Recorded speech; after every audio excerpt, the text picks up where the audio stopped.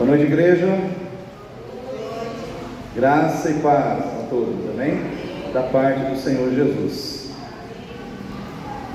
A gente sempre tem aquele desejo no nosso coração de que todos os cultos, principalmente o culto do domingo, seja um culto onde a gente enche a igreja de pessoas, né? E nem sempre é assim, né? Às vezes a gente não tem todo mundo que a gente gostaria de ter no ambiente ou no local que a gente está ali, sendo, vamos dizer assim, o porta-voz da mensagem de Deus aos corações. Quando Deus fala ao meu coração, o desejo do meu coração é compartilhar aquilo que Deus entrega para mim com o maior número de pessoas possível, para que o maior número de pessoas possível possa ouvir a voz de Deus. Porque, irmãos, eu não me considero um palestrante, eu não me considero alguém que está aqui para palestrar, eu estou aqui para falar em nome de Deus. Eu estou aqui para ser porta-voz de Deus. Eu não aceito ser nada diferente disso. Então, quando eu busco a Deus em oração, na minha casa, no meu lugar, ali, aquele meu lugar ali de intimidade com Deus, eu busco saber o que Deus quer falar ao coração da sua igreja, porque eu tenho consciência de que a igreja não é do pastor Valdineiro, a igreja é do Senhor Jesus. Eu estou aqui apenas servindo a Ele.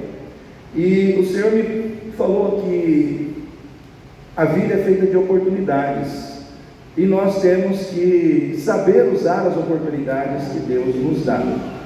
E eu acredito que o ano de 2025 pode ser um ano de muitas oportunidades que Deus vai renovar na nossa vida. E quando eu penso nessas oportunidades, olhando para a nossa realidade como igreja, eu penso que nós precisamos, irmãos, olhar para frente, olhar para o ano de 2025 como uma oportunidade para trazermos de volta no nosso coração o altar como sendo o lugar que ocupa o primeiro lugar da nossa vida, ou como aquele que é o foco maior do nosso amor e da nossa paixão. Por que eu digo isso? Porque hoje eu vejo que o altar de Deus, o altar da adoração, no coração de muita gente já não ocupa mais este lugar. Já não é aquele lugar vamos dizer assim, que é o pódio, que é o lugar mais alto, que é o lugar que faz arder o coração da pessoa, como já ardeu no passado.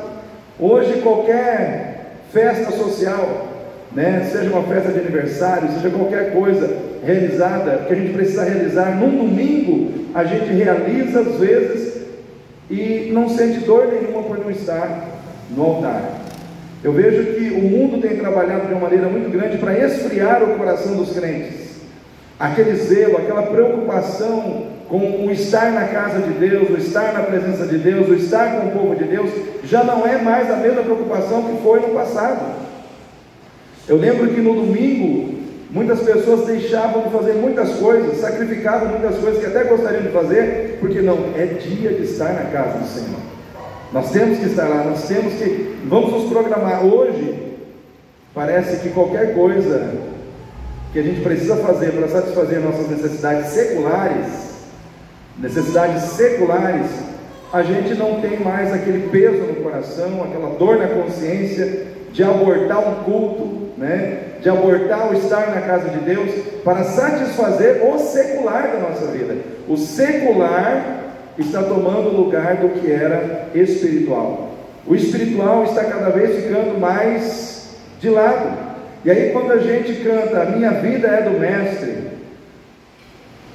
meu coração é do meu mestre, parece que isso começa a soar vazio para muitas pessoas, porque aquilo que você não vive, quando você canta, aquilo não consegue ter significado na sua vida.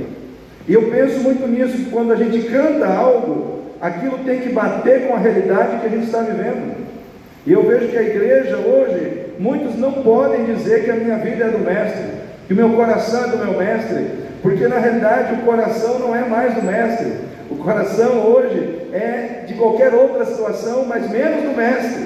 E eu vejo que a oportunidade de resgatar novamente o nosso amor pelo altar, a nossa paixão pelo altar, o nosso zelo por estar na presença de Deus, precisa ser uma oportunidade que nós não podemos desperdiçar.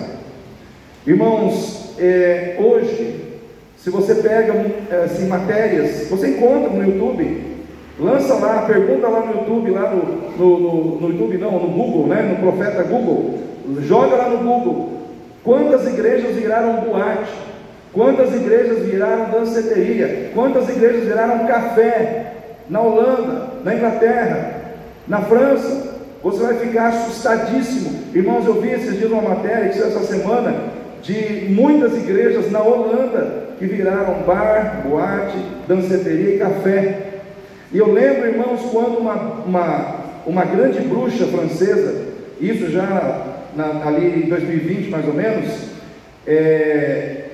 participando de um congresso em que eles olhavam para o Brasil com um olhar assim, uma atenção muito grande. Por quê? Porque o Brasil é um país que mantém um avivamento espiritual diante de tudo que está acontecendo a nível mundo. E eu lembro que ela falou que eles viriam para o Brasil para fazer com que acontecesse no Brasil o que já aconteceu na Inglaterra, o que já aconteceu na Holanda, o que já aconteceu nos grandes países. Então eu vejo que a partir desse momento, de lá para cá, eu venho acompanhando, eu venho olhando, né, como a igreja vem se comportando, e a impressão que eu tenho é que muito do que eles disseram lá atrás, infelizmente, está se processando, né, na vida de muitas igrejas, ou na vida de muitos crentes. O secularismo está se tornando maior, ou mais importante, ou mais prioritário do que o estar na presença de Deus. Ouvir a voz de Deus para muita gente hoje já não é mais tão importante do que trabalhar, ganhar dinheiro, festar, comemorar a festa de um filho, de um parente, né? Parece que isso está se tornando cada dia mais comum, e a gente está dizendo, é comum. A gente está deixando ser comum o que não deveria ser comum. Então eu vejo que precisa haver um despertamento na igreja, de amor a Deus, de amor a Deus, de amor à palavra, de amor ao altar, de amor ao ser igreja. O ser igreja é um propósito comunitário, é um propósito cooperativo, porque a igreja, ela é a unidade dos crentes, ela é o fruto, o resultado da nossa unidade, da nossa comunhão. Mas quantos estão preocupados em ser igreja? Quantos estão preocupados com o propósito de ser igreja, não de estar na igreja, mas de ser igreja com o outro, né? Então, uma oportunidade que a gente não pode desperdiçar é a oportunidade de reverter o jogo na nossa vida. Se você está sentindo que o seu coração está esfriando, presta atenção. Se você está sentindo que a sua fé está esfriando, que você não é mais aquele crente que você era no passado, que você já não tem mais a mesma alegria que você tinha de estar na igreja, de cantar ao Senhor, você precisa tomar uma atitude. Você não pode se conformar, né? A pior condição para um crente que vê que as coisas estão caminhando na contramão da vontade de Deus é o conformismo. Porque quando você se conforma, Deus não pode agir na sua vida, porque você se conformou, você se amoldou, você tomou a forma do mundo. Por isso, lá em Romanos 12, o apóstolo Paulo diz: rogo-vos pela compaixão de Deus, que apresenteis os vossos corpos, como irmãos? Sacrifício vivo, santo e agradável a Deus, que é o vosso culto racional. E não vos conformeis com este mundo, mas transformai-vos pela renovação da vossa mente, ou pela renovação do vosso entendimento. Isso quer dizer que a nossa mente precisa ser renovada constantemente. Então aquela história que você vem para a igreja e não ouviu o que está sendo pregado, querido, abandona isso. Já era na tua vida, irmão. Se você quer mudança de verdade com Deus, você tem que vir para ouvir, você tem que vir para renovar seu entendimento, a sua mente, para que você não se conforme com o mundo. E se conformando com o mundo, você deixe de experimentar a boa, agradável e perfeita vontade de Deus. Porque a vontade de Deus para a tua vida, para a minha, ela sempre será boa, perfeita e agradável, desde que a gente não se conforme com o mundo. Porque se a gente se conformar com o mundo, a vontade de Deus não será boa, perfeita ou agradável, porque ela nos confrontará. Deus nos confrontará para nos trazer de volta para Ele.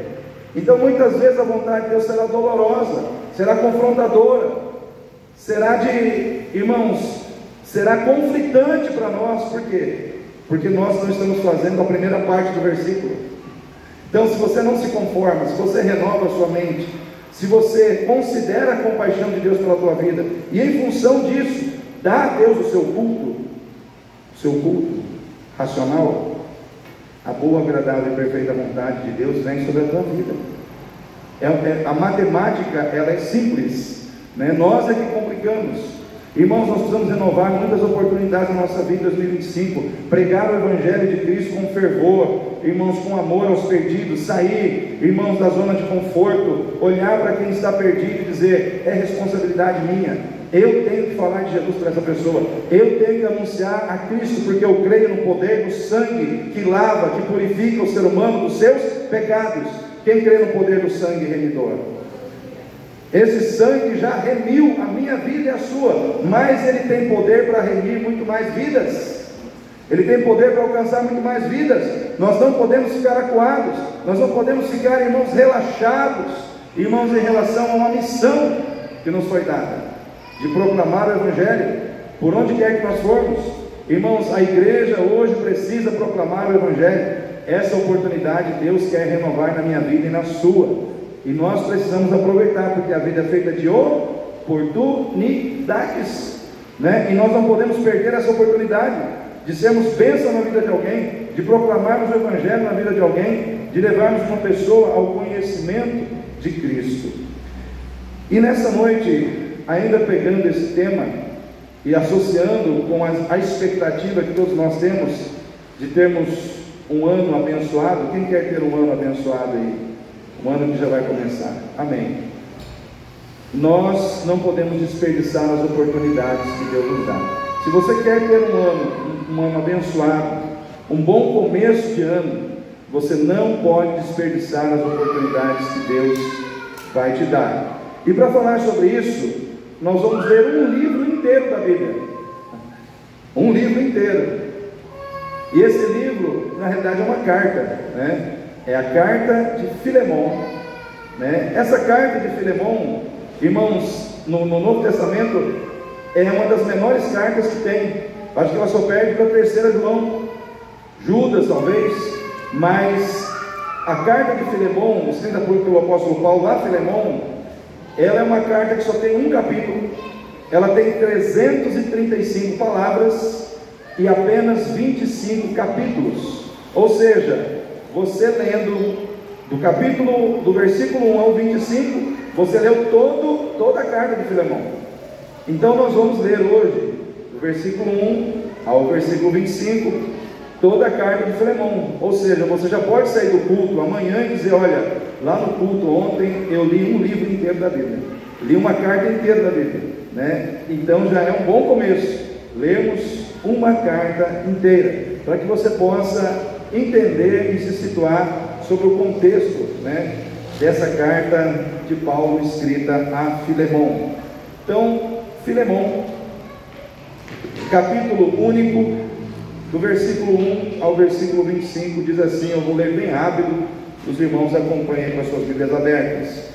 Paulo, prisioneiro de Jesus Cristo, e o irmão Timóteo ao amado Filemon, nosso cooperador, e a nossa amada Áfia, e a Arquipo, nosso camarada, e a igreja que está em tua casa, graça a vós e paz da parte de nosso Deus e Pai, e do Senhor Jesus Cristo. Graças dou, meu Deus, lembrando-me sempre de ti nas minhas orações, ouvindo do teu amor e da tua fé que tens para com o Senhor Jesus e para com todos os santos, para que a comunicação da tua fé seja eficaz no conhecimento de todo o bem que em vós há por Cristo Jesus. Porque temos grande gozo e consolação do teu amor, porque por ti, ó irmão, as entranhas dos santos foram recreadas. Por isso, ainda que tenha em Cristo grande confiança para te mandar o que te convém, todavia peço-te antes, por amor, sendo eu tal como sou, Paulo, o velho, e também agora prisioneiro de Jesus Cristo, peço-te por meu filho Onésimo, que gerei nas minhas prisões. o qual noutro tempo te foi inútil, mas agora a ti e a mim muito útil. Eu o tornei a enviar, e tu torna a recebê-lo como as minhas entranhas. Eu bem o quisera conservar comigo, para que por ti me servisse nas prisões do Evangelho, mas nada quis fazer sem o teu parecer, para que o teu benefício não fosse como por força, mas voluntário. Porque bem pode ser que ele se tenha separado de ti por algum tempo, para que o retivesses para sempre, não já como servo, antes, mais do que servo, como irmão amado, particularmente de mim, e quanto mais de ti, assim na carne como no Senhor. Assim, pois, me tens por companheiro, recebe-o como a mim mesmo, e se te fez algum dano, ou te deve alguma coisa, põe isto na minha conta. Eu, Paulo, de minha própria mão o escrevi, e eu o pagarei, para te não dizer que ainda mesmo a ti próprio, a mim te deves. Sim, irmão, eu me regozijarei de ti no Senhor, recreia as minhas entranhas no Senhor. Escrevi-te confiado na tua obediência, sabendo que ainda farás mais do que digo, e juntamente prepara-me também pousada, porque espero que pelas vossas orações vos hei de ser concedido. Saudam-te Epáfras, meu companheiro de prisão por Cristo Jesus, Marcos, Aristarco, Demas e Lucas, meus cooperadores. A graça de nosso Senhor Jesus Cristo seja com o vosso espírito. Amém. Irmãos, lemos todo o livro, lemos uma carta inteira, né? Do início ao fim. Se você quer que o seu ano seja bom, se você quer começar bem o ano, não perca as oportunidades que Deus te dá. Fala para o teu irmão aí, não perca as oportunidades que Deus te dá. Eu creio que todos nós queremos ter um ano melhor em 2025 do que foi em 2024. Embora a gente olhe para a economia, para as circunstâncias que nos cercam, e os sinais são de aumento de preço, inflação, desemprego, tudo isso são situações que sinalizam para 2025. Por que eu falo isso, irmãos? Porque eu converso com muita gente que trabalha no mercado financeiro, eu converso com muita gente que está ligado com as questões da política, e essas pessoas disseram: o ano de 2025 não será fácil, o ano de 2025 promete que será um ano difícil, né? Porque a maneira como a política está sendo conduzida no Brasil vai trazer dificuldades. O preço dos alimentos vai aumentar, o custo de vida vai aumentar, a tendência é que haja desemprego. Então não se divide, não faça contas, né? Procure ajustar as coisas para que você possa enfrentar o ano de 2025 sem grandes surpresas, né? Embora tenham todo esse cenário, né, que aparentemente pelos economistas, por aqueles que entendem, né, da política, do mercado financeiro, nós que estamos aqui esperamos em Deus. Amém? Esperamos em Deus. Temos essa confiança no nosso coração. Existe todo o sistema e existe Deus para fazer a diferença no sistema onde nós estamos inseridos. Mas Deus também não vai te dar nada de mão beijada, né? Você precisa ser atento, você precisa saber planejar as coisas, você precisa saber ter domínio próprio, você precisa saber não gastar acima do que você ganha, enfim, isso cabe a nós, mas todos nós queremos começar bem o ano. Esse é o desejo do nosso coração. E olhando aqui, irmãos, eu quero que você olhe comigo para Filemão, para essa carta, para o contexto dela, para tudo que foi escrito aqui. E aqui eu quero encontrar para nós algumas dicas de como nós podemos começar o ano bem, não desperdiçando oportunidades que são imprescindíveis para nós. E a primeira oportunidade que a gente não pode desperdiçar, se a gente quer começar bem o ano, é a oportunidade de honrar, presta atenção, honrar a graça e a providência de Deus na nossa vida, parando de fugir das pessoas com quem a gente tem tendências para acertar. Então a primeira oportunidade que eu quero destacar aqui é essa. Se você quer começar o ano bem, honre a graça de Deus, honre a providência de Deus na sua vida, parando de fugir das pessoas com quem você precisa resolver situações que estão pendentes. Situações que estão pendentes. Como você quer começar o ano bem, sabendo que tem gente que está triste com você? Como que você quer começar o ano bem, sabendo que tem gente que está chateada com você? Sabendo que tem gente que está magoada com você? Por quê? Porque você fez algo que feriu, que machucou, que prejudicou, e você não se retratou. E você não buscou a conciliação, você não buscou resolver a questão, você simplesmente ignorou. E eu quero dizer uma coisa para você, meu querido irmão: uma pessoa magoada com você, ela depõe no reino espiritual diante de Deus contra a sua vida. Entenda o que eu quero te dizer.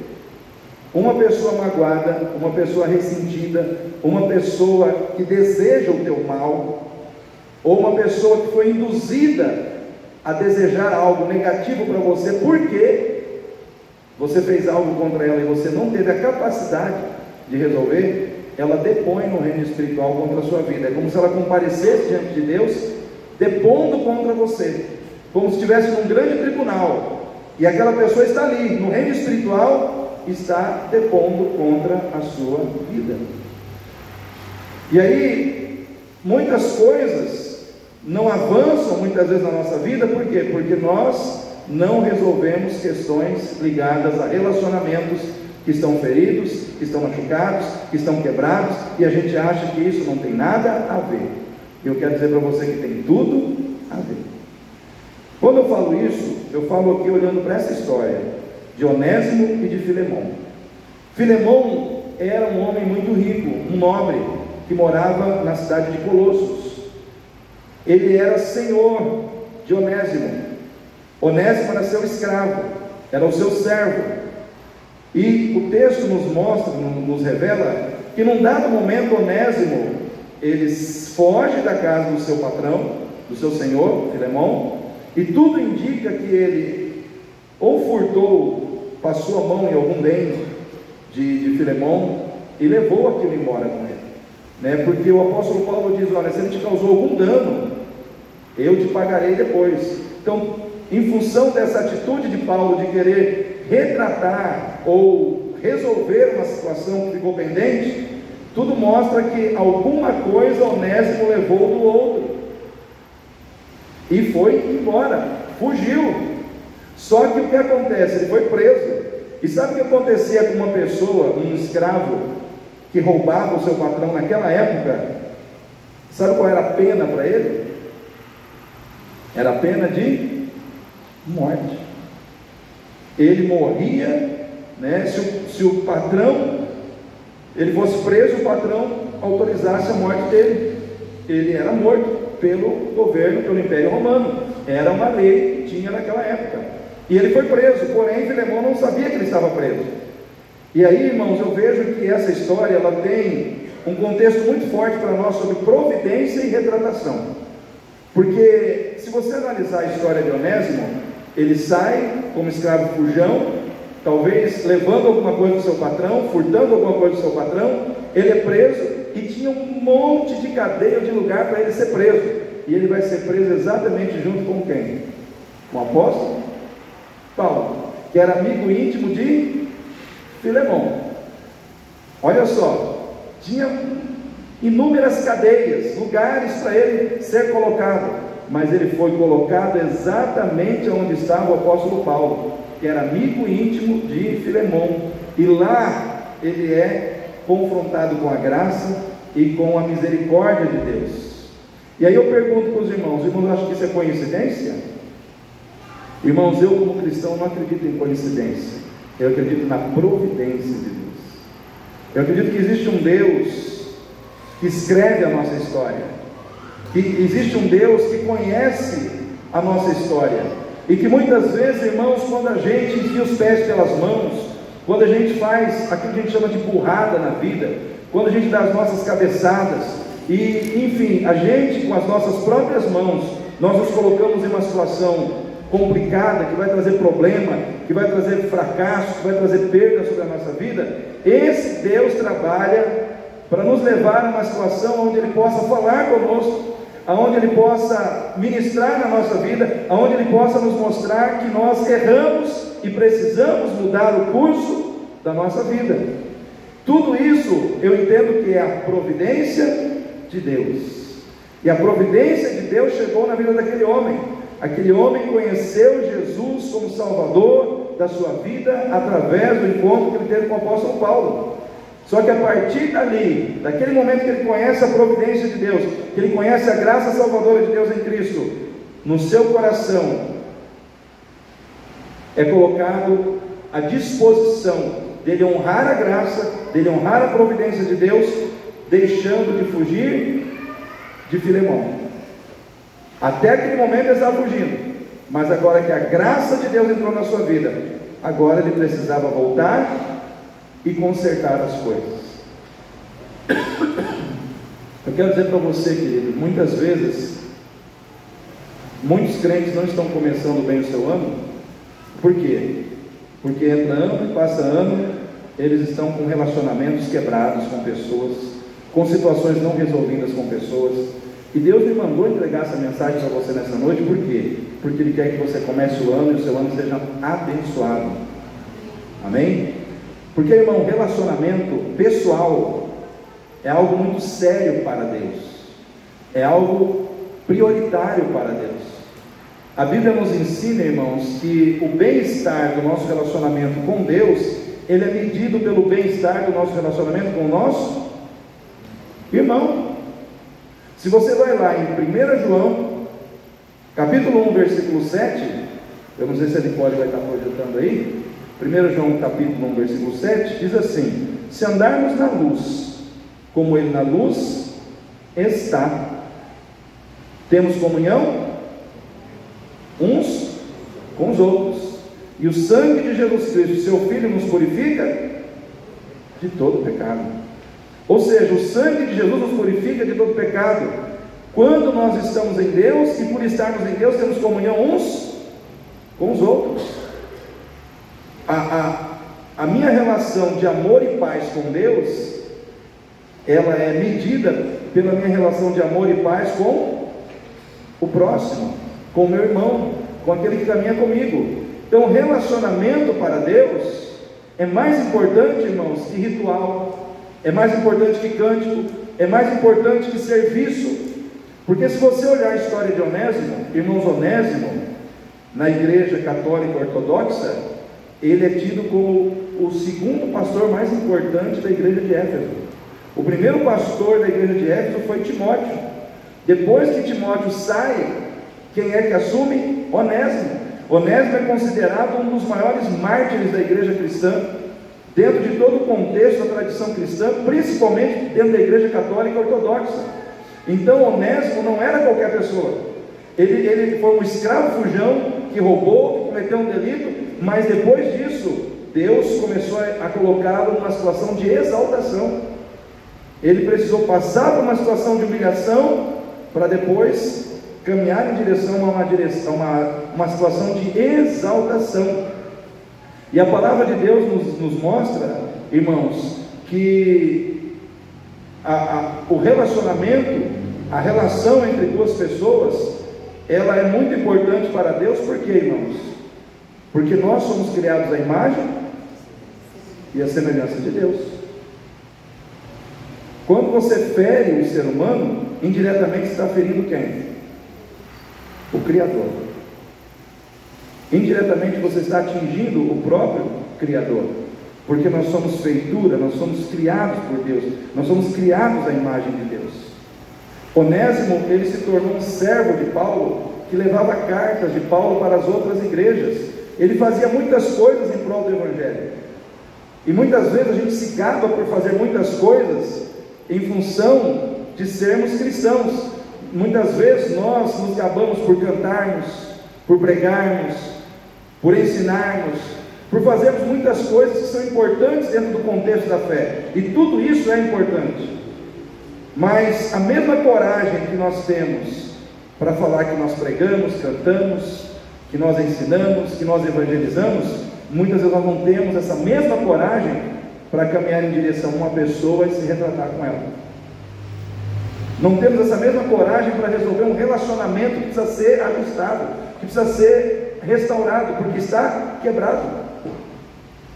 E a questão do relacionamento, ele pesa para Deus. Por quê? Porque somos criados à imagem e semelhança de Deus, e quando nos tornamos cristãos, isso se torna mais forte ainda, o peso se torna maior ainda, porque tudo que nós fazemos contra o nosso irmão, indiretamente nós estamos fazendo contra Cristo. Quando o apóstolo Paulo estava indo no caminho de Damasco, quem que aparece para ele no caminho de Damasco, irmãos? O próprio Cristo. E aí Cristo disse para ele assim: Saulo, Saulo, por que me persegues? Mas ele não está perseguindo Jesus, ele está perseguindo os cristãos. Só que quando você persegue um cristão, você está perseguindo o Cristo daquele cristão. Sabe o que isso quer dizer? Que Cristo toma as suas dores, irmão. Quando alguém persegue você, quando alguém toca na tua vida, é como se estivesse tocando nele.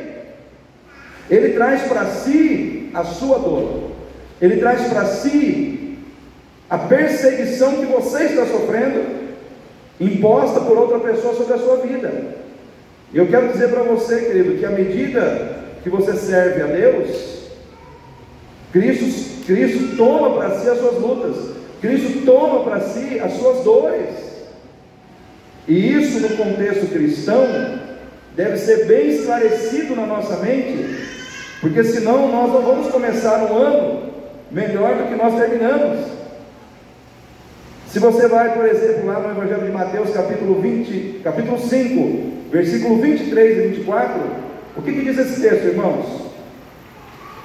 Se você for oferecer a Deus a sua oferta, e no caminho te lembrares que teu irmão tem alguma coisa contra ti, qual que é a orientação? Deixa a oferta, volta, reconcilia, depois vem e apresenta a tua oferta. O que o Senhor está dizendo para mim e para você? Que Ele não aceita a oferta de quem não está preocupado em restaurar seus relacionamentos. Vou repetir: Deus não aceita a oferta de crente que não ama, de crente que não está preocupado em restaurar relacionamentos que estão quebrados. A espiritualidade, presta atenção, que eu vou dizer para você que isso é forte. A espiritualidade que valoriza rituais, que valoriza eventos, que valoriza ações eclesiásticas, mas que não valoriza a vida humana, não serve para Deus. Por quê? Porque a vida está acima de todas essas coisas. A vida do ser humano está acima de todas essas coisas. Jesus não morreu pelos rituais. Jesus morreu por quem, irmãos? Pelas pessoas. E hoje, o inimigo, muitas vezes ele trabalha no nosso coração para que a gente cante, para que a gente ore, para que a gente pregue, mas com o coração magoado, com relacionamentos quebrados, com situações mal resolvidas, com situações pendentes. E aí, como que a gente quer começar bem uma nova etapa da nossa vida, se a gente não resolve essas questões? Um testemunho que me marcou muito, irmãos, nessa época eu nem pastor era, para vocês verem que já faz tempo. Eu participei de um culto onde um missionário, esse missionário estava falando sobre os Estados Unidos. Eu não sei se ele morou lá no Texas, né, nessa região, onde havia muito indígena, ali nos Estados Unidos. Eu acredito que era no Texas, no Colorado. Eu não lembro bem aqui, porque faz muito tempo, mas eu lembro do acontecimento. Havia uma igreja lá, uma igreja batista, e essa igreja não prosperava, essa igreja não avançava. Todo pastor que ia lá, ele pregava, e ele desistia e vinha outro, e a igreja não crescia, e se não crescia, diminuía, né? E aí foi um pastor para lá, e ele pegou essa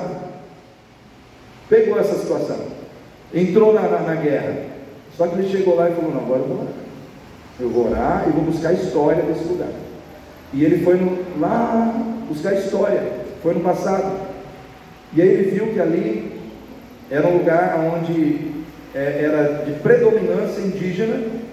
E quando os ingleses ali chegaram, os brancos chegaram ali, eles mataram, mas mataram muitos indígenas num campo que tinha lá. Era um vale que tinha. E aí o Espírito Santo falou para ele o seguinte: existe uma potestade neste lugar barrando o crescimento da igreja por falta de perdão. E só vai ser quebrado isso se você pegar a igreja que ainda existe e vocês irem lá marcar um encontro com os indígenas naquele local onde houve a matança, e ali vocês vão se ajoelhar e vocês vão pedir perdão a todos aqueles indígenas por tudo que aconteceu no passado. E eles fizeram isso.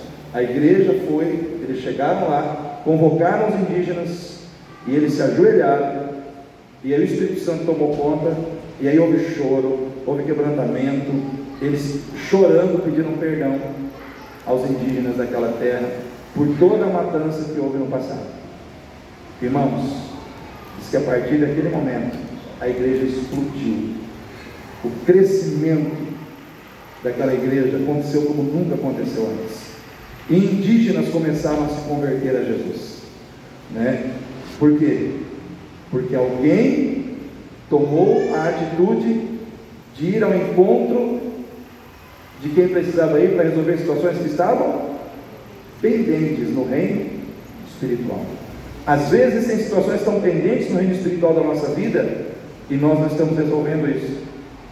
Onésimo não podia caminhar, ele não podia avançar na sua vida se ele não fosse ao encontro de Filemão. Ele precisava resolver as questões com Filemão. Ele precisava se retratar com Filemão, ele precisava resolver as coisas com Filemão. A minha pergunta é: tem algum Filemão na sua vida? Tem algum Filemão que te feriu? Ou não, no caso, tem algum Filemão que foi ferido por você? Tem algum Filemão que está esperando de você uma atitude de humildade para que você possa resolver uma situação que está pendente? Irmãos, foi cantado um cântico aqui: o meu orgulho me tirou da onde? O meu orgulho me tirou do jardim, tua humildade colocou jardim em mim. Já provou para meditar só nesse início? O orgulho, ele nos tira de muitas situações de bênção. O orgulho, ele nos remove, ele tem o poder de nos tirar de muitas situações de bênção. O orgulho é a dureza do coração em não aceitar que está errado, em não aceitar que precisa fazer as coisas de maneira diferente de como tem feito. A pior situação em que uma pessoa que precisa de restauração na vida se encontra, não é na sarjeta, não é na miséria, é com o coração cheio de orgulho. Porque se a pessoa está na sarjeta, está na miséria, mas ela tem humildade para reconhecer a sua situação, ela se levanta. Agora, se a pessoa não está na sarjeta, mas ela está com o coração orgulhoso, Deus não consegue agir, Deus não consegue operar. Então, se Deus está te dando a oportunidade de começar melhor o ano, olhando para questões relacionais da sua vida que precisam ser resolvidas, ajuste. Talvez o seu Filemão está dentro da sua casa. Você imaginou se o Filemão para quem você precisa se retratar é o seu marido, ou é a sua esposa, né? Ou é o seu filho, ou é o seu pai?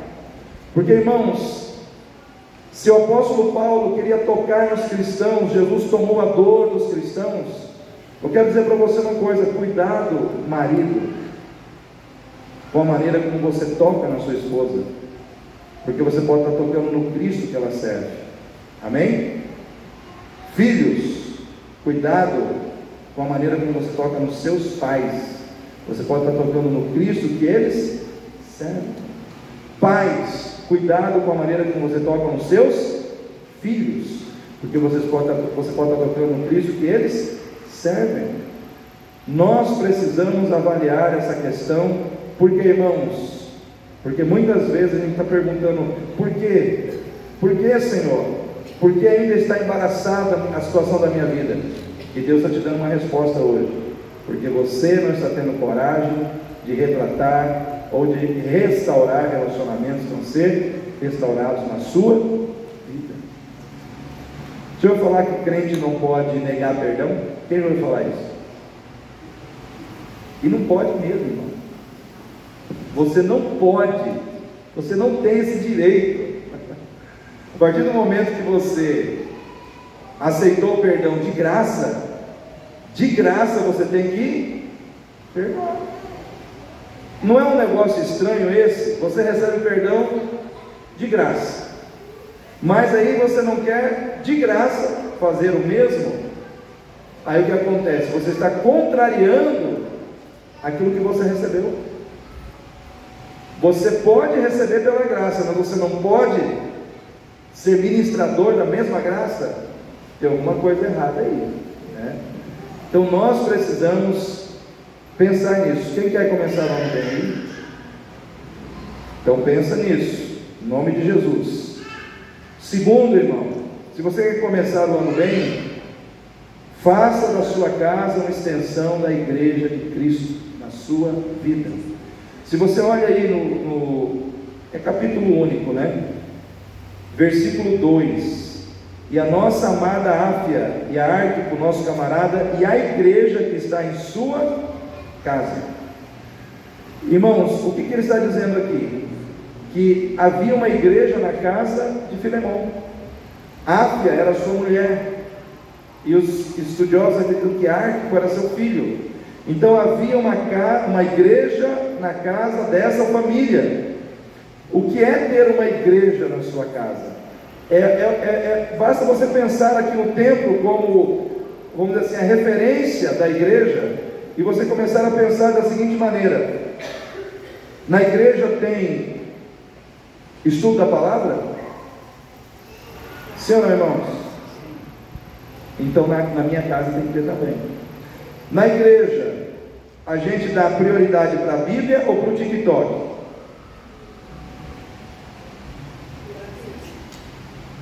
Para o quê, irmão? Irmã?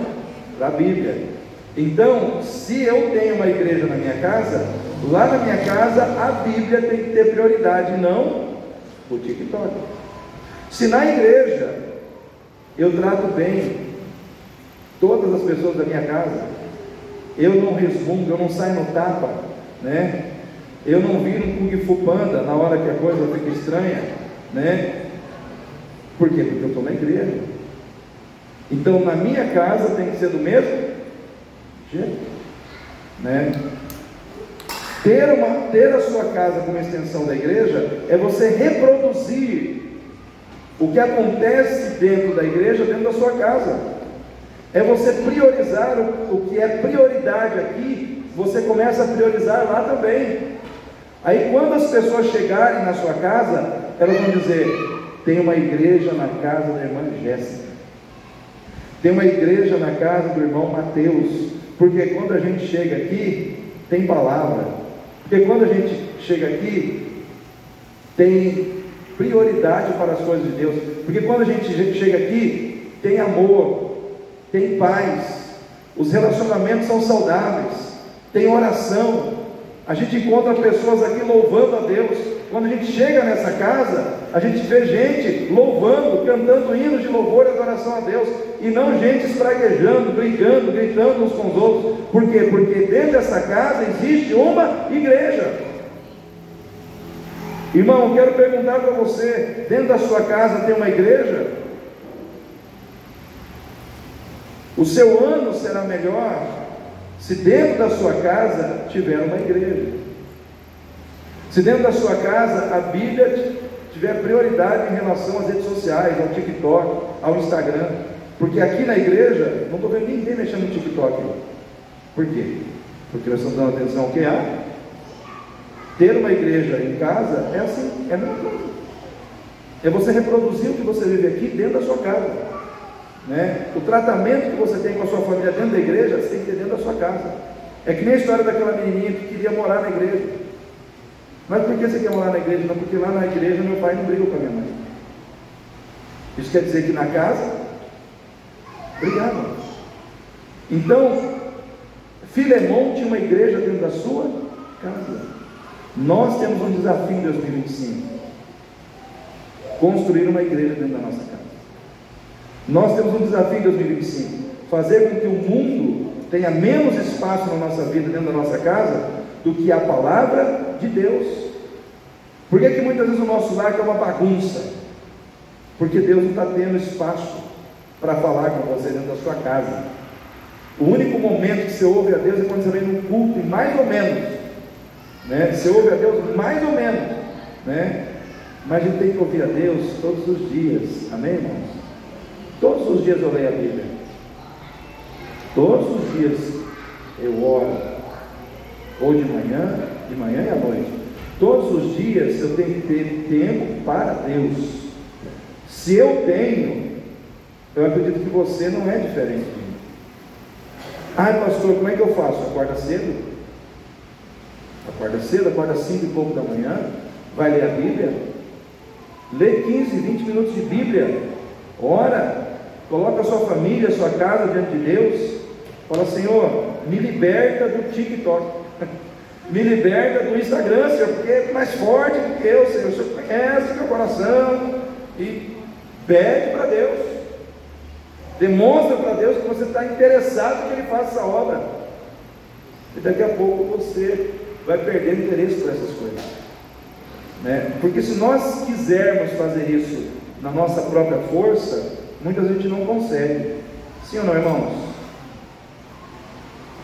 A gente não consegue, fica só na intenção. A gente tem que colocar oração na causa, a gente tem que colocar a palavra, a gente tem que colocar tempo com Deus. Aí eu quero ver se não consegue. Consegue. Tudo é possível aquele que crê, né? Então, se você quer começar bem o ano, segundo ponto: faça como Filemão, tenha uma casa, tenha uma igreja dentro da sua casa. Faça da sua casa uma extensão da igreja. Amém, irmãos? Quantos estão recebendo essa palavra? Terceiro, se você quer começar bem o ano, seja uma pessoa generosa. Tenha generosidade. A pessoa generosa, irmãos, ela faz a igreja crescer. A pessoa generosa, ela consegue, irmãos, fazer a diferença, porque quando existe generosidade no nosso coração, o nosso coração, ele é blindado contra a ganância, ele é blindado contra a mesquinharia, ele é blindado contra o egoísmo, porque a generosidade, ela tira de você tudo isso. E a pessoa generosa, ela consegue fazer diferença. Por quê? Porque ela entende que tudo que ela tem não é para ela usar em benefício próprio somente, mas também para ajudar os outros. O que você recebe, o que você tem, não é só para você, não é só para o seu uso, não é só para o seu benefício, mas para ser um instrumento de bênção na vida de outras pessoas. Mas quem é que entende isso? Quem é generoso, quem tem generosidade. Quem é mesquinho, quem é ganancioso, quem é egoísta, isso que eu estou falando aqui soa até mal, bate no coração da pessoa. Difícil, hein, pastor? Por quê? Porque não tem generosidade. Irmãos, quando nós olhamos para a parábola do bom samaritano, o camarada está lá espancado, sim ou não? Deixado, abandonado. Passa o bom samaritano. O que ele faz com o que está espancado, que foi espancado?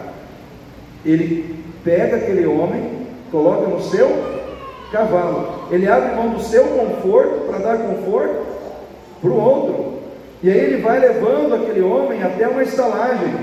Chega na estalagem, sabe o que ele faz? Ele põe a mão no bolso. Põe a mão no bolso, irmãos. Irmãos, é difícil o crente pôr a mão no bolso, irmão? Tem muito crente que é difícil pôr a mão no bolso, sim ou não? Mas ele pôs a mão no bolso. Ele pôs a mão no bolso. Tem crente, irmãos, que quando chega nessa hora tem 55 ratoeiros no bolso dele, né? É difícil, mas aquele homem colocou a mão no bolso e falou assim: olha, vou deixar ele aqui, eu vou pagar tudo, toda a hospedagem dele, mas se faltar alguma coisa, quando eu voltar, o que ele disse? Eu pagarei. Eu pagarei. Isso é generosidade. Generosidade tem que ser uma marca na minha vida e na sua, se nós queremos começar bem em 2025. Quem quer começar bem em 2025? Então seja generoso, seja generosa. Não fique olhando para o seu dinheiro como se fosse só seu. Não fique olhando para os seus bens como se fosse só seu. Sabe aquela pessoa que diz: ah, eu não vou compartilhar, eu não vou dar, se eu der vai faltar. Sabe o que vai acontecer? Vai faltar. Vai faltar. Por quê? Porque você está indo contra quem você é, ou contra quem você foi programado para ser. Em Cristo você não foi programado para ser ganancioso. Em Cristo você não foi programado para ser uma pessoa amante do dinheiro. Você foi programado para ser uma pessoa generosa. Então, quando você contraria isso, você está contrariando uma natureza que Deus quer implantar na sua vida. Você consegue entender o que eu quero te dizer? Existe uma natureza que Deus quer implantar em você, mas você não quer. Aí você começa a naufragar. Aí você começa a ver todo mundo dando certo e você dando errado. Você começa a ver pessoas comprando e você não consegue. Você consegue ver pessoas prosperando e você não consegue. Por quê?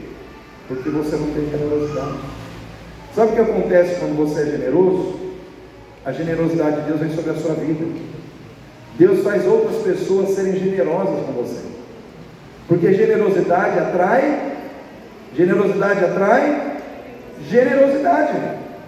Se você olhar a história de Ruth, vai lá no livro de Ruth, ela não abandonou a sogra no momento em que todo mundo morreu. Sim ou não, irmãos? Ruth falou: vou ficar contigo. A velhinha falou: mas eu não tenho nada para te dar, minha filha. Vai procurar outra pessoa, né? Vai procurar outra família. Meus filhos morreram. Não tem nada de interessante em você andar comigo. Ela falou: mas eu não estou andando com você por interesse. Eu estou andando com você porque eu amo a tua vida. E ela foi generosa para com aquela mulher idosa. Quando chegaram nos campos de Moabe, nos campos de Judá, tinha um homem lá chamado Boaz, que se enamorou de Ruth. Ele era o homem mais rico daquela região.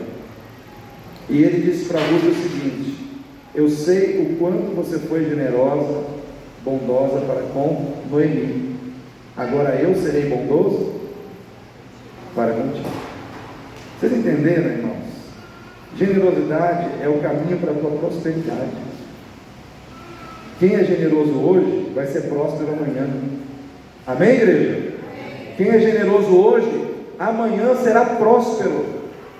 Vai receber além do que imagina, mas tem que pagar o preço de ser generoso hoje.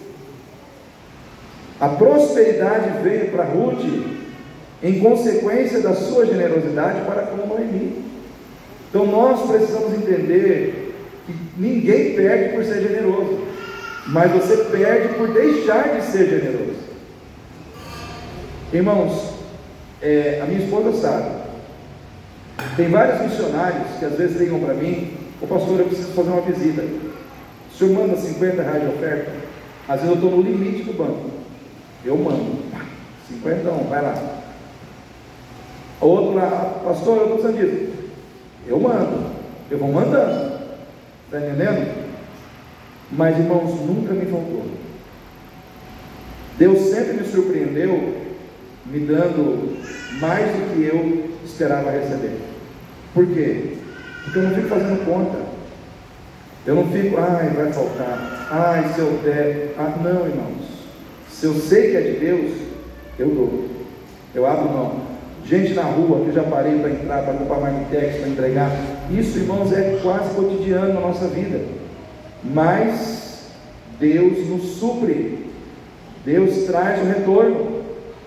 Se você quer ver mais prosperidade na sua vida em 2025, deixe Deus ver mais generosidade na sua vida em 2025. Deixe Deus ver mais generosidade no seu coração, e você vai ver a prosperidade de Deus chegar na sua vida. Amém? Quem recebe isso aí em nome de Jesus? Irmãos, se nós queremos construir um 2025 melhor, aproveitando as oportunidades que Deus nos dá, nós não podemos desperdiçar a oportunidade de construir um novo futuro, fechando as portas do passado com atitudes novas no presente. Às vezes, a gente está construindo o mesmo futuro que já foi passado, porque nós estamos tendo as mesmas atitudes. É que nem aquela frase que já está velha, né? Se você quer construir a mesma coisa, basta você ter as mesmas atitudes. Mas se você quer algo diferente, tem atitudes diferentes. Atitudes diferentes trará resultados diferentes. E muitas vezes não é fácil quando a gente já está acomodado, quando a gente já criou uma cultura, a gente tem que quebrar, né? Mas é necessário quebrar uma cultura errada para viver algo que vai trazer mudança e transformação na nossa vida. Então, irmãos, nós falamos na sexta-feira que nós precisamos enterrar o passado para receber um novo futuro. E nós temos que ter a coragem, irmãos, de fazer uma avaliação na nossa vida e ver muitas vezes aquelas atitudes que trouxeram problemas para o nosso casamento, trouxeram problemas para a nossa vida espiritual, trouxeram problemas para a nossa vida profissional, e entender que é hora de deixar essas atitudes para trás, porque senão a gente vai começar a ter os mesmos problemas no futuro novamente. Então nós precisamos ter essa atitude. O Onésimo, ele fugiu e levou algo do Filemão. Agora ele volta, se retrata com Filemão e ajusta as coisas. Uma atitude completamente inversa, completamente oposta à que ele teve anteriormente. E isso trouxe mudança na vida dele, mudança nos seus relacionamentos, mudança na vida de Filemão. Então nós precisamos ter coragem de fazer diferente do que nós temos feito e que tem dado errado, né? Terminando, irmãos, essa palavra, se nós queremos ter um bom ano, um bom começo de ano, aproveitando as oportunidades que Deus nos dá, nós precisamos olhar para as situações de aparente humilhação como uma oportunidade para consertar as coisas com Deus, ou para colocar a vontade de Deus acima da nossa vontade. Quando Jesus estava no Getsemane, ele sabia que ele iria em direção à cruz, que ele seria ferido, machucado, queria doer demais na sua carne, mas ele diz: faça-se a tua e não a minha. Irmãos, às vezes fazer a vontade de Deus dói, às vezes fazer a vontade de Deus dói na carne, sim ou não, irmãos? Mas nós temos que fazer. Fazer a vontade de Deus, irmãos, é o caminho para a nossa vitória, mesmo que traga dor, mesmo que traga sofrimento, mesmo que traga, irmãos, desconforto para a nossa carne. Nós temos que fazer a vontade de Deus. E às vezes situações de humilhação, elas vêm para nos despertar para o fato de que é hora de consertar as coisas. O que é passar por uma situação de humilhação? É você estar em uma situação em que você vê todo mundo vivendo algo que você gostaria de viver e você não pode. Onésimo, ele viu todo mundo livre, mas ele estava preso. Você já passou por uma situação em que você viu muitas pessoas fazendo o que você gostaria e você não pôde? Porque a situação que você estava era uma situação que te humilhava, que trazia você para baixo. E Deus não faz isso com a intenção de nos, vamos dizer assim, irmão, de trabalhar algo negativo, mas sempre algo positivo. Porque muitas vezes é nesse momento que nós vamos consertar coisas. Tem pessoas que, se elas não sofrerem, se elas não passarem por circunstâncias difíceis na vida, elas não se arrependem, elas não mudam, elas não reconhecem os seus erros, elas não se arrependem, e muitas vezes nós precisamos voltar para Deus com arrependimento do nosso coração, pedir perdão, consertar as coisas com o Senhor. Nós estamos vivendo num mundo, irmãos, que quer vamos dizer assim, nos conformar com o pecado, que quer fazer com que a gente aceite o pecado na nossa vida, e se a gente permitir, o pecado entra na nossa vida. A gente começa a dizer sim para o erro, e isso vai sendo uma coisa gradativa, a gente não percebe. Eu comentei no culto de sexta-feira que nós tivemos um encontro com um casal, que faz parte de um grupo de casais que a gente se conhece, e que um desses casais, para susto nosso, se abriu para a questão do sexo livre, troca de casais. Não são crentes, tá? Mas são pessoas que a gente conhece, que estão muitas vezes em reuniões familiares, entrando nessa situação. Você fica com a minha mulher, eu fico com a sua mulher, e assim vai. Isso está acontecendo aí fora, irmãos. E aí? O pecado está ou não está ganhando espaço no coração das pessoas? O pecado está ou não está conformando as pessoas no erro? O pecado está ou não está levando as pessoas a aceitar aquilo que Deus jamais vai aceitar? Irmãos, outra coisa que está acontecendo em Campo Grande, aqui, nessa rodovia de Cuiabá, aqui, crianças de 5, 6, 10 anos colocadas na rodovia para serem vendidas para exploração sexual e pedofilia. No Jardim Leblon, foi sexta-feira, 2 crianças sumiram misteriosamente nessa faixa de idade. Quem viu isso aí? Uma Lúcia. Irmãos, isso está acontecendo na nossa cara. Então, quando eu saio com a minha neta, com as crianças, eu fico com 4 olhos. Eu tenho só 2, mas a gente cria mais 2 para ficar cuidando. Por quê? Porque o mundo está cada vez mais perdido, moral e espiritualmente. E nós, como igreja, estamos acomodados. A gente simplesmente está dizendo sim para o erro. A gente simplesmente está olhando e dizendo: não dá para fazer nada. Dá sim. Você pode orar, você pode vigiar, você pode aconselhar, você pode mobilizar pessoas, você pode conscientizar pessoas. Nós não podemos, irmãos, cair na cilada de permitir que o mal está prevalecendo e vamos deixar prevalecer. Não, a gente tem que lutar, a gente tem que denunciar, a gente tem que orientar, a gente tem que orar, a gente tem que se posicionar contra o pecado, né? Nós vivemos num país onde quem é honesto está sendo perseguido, e quem rouba, quem faz maracutaia, quem faz esquemas financeiros, está no poder.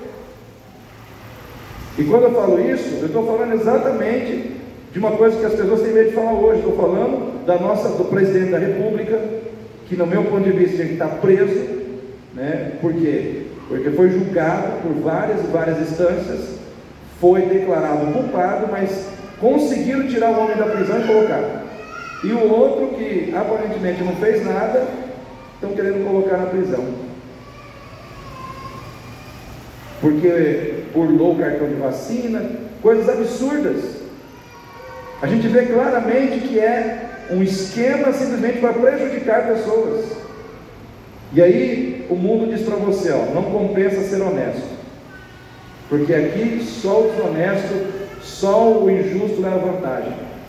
Só que a palavra de Deus diz, irmãos, que nós não devemos invejar o ímpio, porque o ímpio ele vai morrer e vai murchar como a verdura, mas aquele que faz a vontade de Deus permanece para sempre. Então a gente olha essas coisas, a gente se entristece, sim ou não, irmãos? A gente se entristece. É pedofilia, é crime sexual, é tanta coisa acontecendo, é tanta imoralidade sendo, irmãos, praticada pelas pessoas, é injustiça, né? Nos meios governamentais, é tanta coisa acontecendo, e isso choca o nosso coração. Mas nós temos que permanecer firme, crendo que existe um Deus que governa e controla todas as coisas, e que está no poder e não saiu do trono. Ele continua no trono, Ele governa, e se nós buscarmos, Ele vai começar a agir, Ele vai começar a trabalhar nessa terra, Ele vai começar a trabalhar onde nós estamos, Ele vai começar a trabalhar no nosso país, mas nós não podemos sair da nossa posição. Nós temos que ser crente até o fim, amém, irmãos? A gente tem que ser crente, fiel a Deus, até o fim. Então não perca a oportunidade, né, de fazer da sua casa uma extensão da igreja. Não perca a oportunidade de honrar a graça e a providência de Deus, parando de fugir das pessoas com quem você precisa resolver questões pendentes. Não perca a oportunidade de agir com generosidade para poder prosperar lá na frente. Não perca a oportunidade de construir um novo futuro, fechando as portas do passado com novas atitudes no presente. Não perca a oportunidade de colocar a vontade de Deus acima da sua vontade. Onésimo e Filemão tiveram que colocar a vontade de Deus acima de suas vontades. Em que momento, pastor? Você acha que era fácil voltar para trás? Pedir perdão, se retratar, devolver o que foi roubado? Isso só aconteceu por quê? Porque a vontade de Deus prevaleceu no seu coração. Agora, você acha que é fácil um homem perdoar o escravo? E o apóstolo Paulo diz que ele vai voltar, mas não vai ser mais escravo, tá? Ele vai voltar como irmão em Cristo. Você vai receber ele. Se ele te deve alguma coisa, eu vou pagar. Mas ele não será mais seu escravo, ele será seu irmão. Você vai ter ele dentro da sua casa como um cooperador. Você acha que é fácil também? Ambos tiveram que abrir mão de suas vontades para fazer a vontade de Deus. Assim como eu e você temos que abrir mão da nossa vontade para fazer a vontade de Deus prevalecer na nossa vida. Assim seremos vitoriosos. Assim veremos vitória e mudança na nossa vida. Amém, igreja? Fique em pé nesse momento. Vamos orar. Nos colocar diante de Deus a nossa vida. Nos colocar diante de Deus esta igreja. Quero que você coloque a sua mão no ombro do seu irmão aí, nesse momento. Quero que você toque na vida do seu irmão. Você que está aí ao lado do seu irmão, coloque sua mão sobre ele nesse momento. Se você não tem ninguém do seu lado, chega junto de alguém.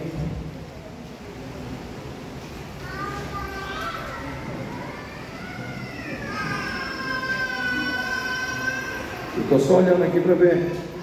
Tem a irmã aqui com a criancinha aqui, ó. Já está sozinha ali. Muito bem, Jéssica. E olha aí, ó. Essas irmãs são ligeiras, hein? Muito bem. Querido, você não está aqui à toa. Você não está aqui sem propósito. Você não está aqui simplesmente por estar. Deus tem te chamado a este lugar. Deus tem uma obra na sua vida. Deus tem uma obra na sua casa. Essa palavra que foi ministrada no seu coração, ela não veio do homem, ela veio do Espírito de Deus, porque o Senhor quer trabalhar na sua vida situações que estão impedindo você de crescer, que estão impedindo você de amadurecer, que estão impedindo você de ser uma pessoa melhor. Deus quer que você seja uma pessoa melhor.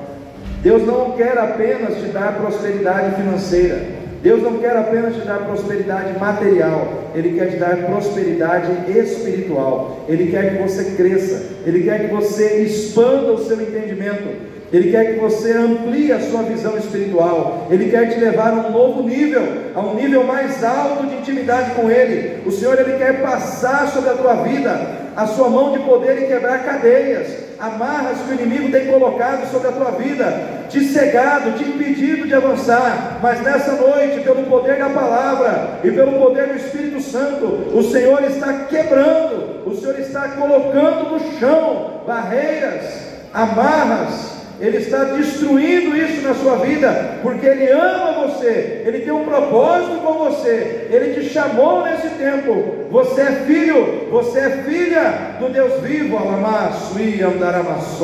O Senhor, Ele tem um propósito contigo, Ele tem um propósito na sua casa, Ele tem um propósito na sua vida, e Ele não vai desistir, porque o nosso Deus não desiste, Ele vai até o fim daquilo que Ele se propôs a fazer. Nesta noite, abra o seu coração Entregue ao Senhor as questões da sua vida sobre as quais você não tem força para resolver, sobre as quais você não tem poder para resolver. Diga: Senhor, eu não tenho, mas nesta noite eu quero que o Senhor me dê poder, eu quero que o Senhor me dê força, eu quero que o Senhor me dê a capacidade para que eu possa vencer. Em nome de Jesus, Pai, eu coloco as minhas mãos sobre a vida do meu irmão agora. Diga isso: eu abençoo esta vida que precisa da força, que precisa do poder do Senhor. Que nesta noite o Senhor use a minha mão para tocar na vida dessa pessoa, para liberar sobre a vida dessa pessoa poder, para liberar sobre a vida dessa pessoa graça, para liberar sobre a vida dessa pessoa mudança, transformação, em nome de Jesus. Usa a minha mão agora, para que essa pessoa seja tocada pelas mãos do Teu Espírito Santo, aleluia.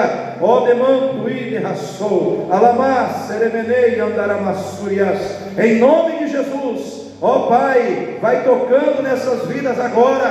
Ó Deus, move nesses corações. Ó Deus, quebranta aquele coração endurecido pelo pecado, endurecido, meu Pai, pelo secularismo do mundo. Quebra isso agora. Renova a fé, renova o ânimo, renova, meu Pai, o fervor espiritual. Renova, meu Pai, a alegria. Renova, meu Pai, a disposição de servir ao Senhor, em nome de Jesus. Ó Deus, vai levantando os abatidos, vai levantando os caídos, vai pondo em pé aqueles que estão prostrados diante dos seus problemas, vai renovando as forças daquele que não tem nenhum vigor, aleluia.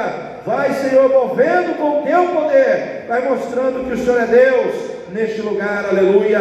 Deus, faça a obra em cada coração, Senhor, e nós queremos declarar como igreja nessa noite, ó Deus, que os irmãos que não estiveram aqui nessa noite, ó Deus, eu quero que o Senhor toque na vida desses irmãos, Pai, que o Senhor os traga a Tua presença, meu Pai, em nome do Senhor Jesus, que o Senhor quebre as cadeias, que o Senhor quebre os embaraços, ó Deus, que tem afastado ou impedido os nossos irmãos de estarem aqui conosco, ó Deus, nessa noite, meu Pai, as pessoas, ó Deus, não podem, ó Deus, simplesmente vir à Tua casa, porque estão sendo